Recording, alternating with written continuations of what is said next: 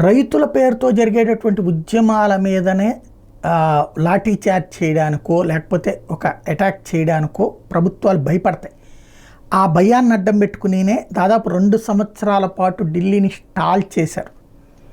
నరేంద్ర మోడీని దెబ్బకొట్టడానికి 2024లో రానియకుండా చూడటానికి ఈ రైతుల పేరిట జరిగిన ఉద్యమాలు కీలకం.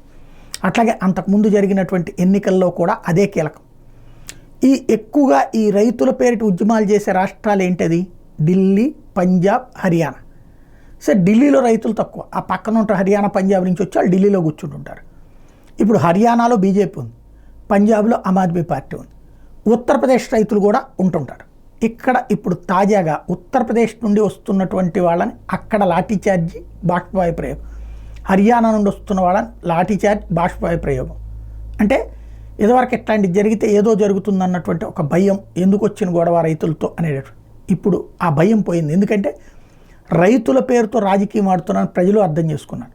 లేదా ఆ పేరుతో ఆడే జూదం కారణంగా తమ రాజకీయ భవిష్యత్తుని దెబ్బతీయడానికి కుట్రలు జరుగుతున్నాయి అన్నటువంటి కోపంతోనైనా అయి ఉండొచ్చు రైతుల పేరిట జరిగిన ఉద్యమం మీద లాఠీచార్జ్, బాష్పవాయు ప్రయోగం లాంటి సంఘటనలు చోటు చేసుకున్నాయి.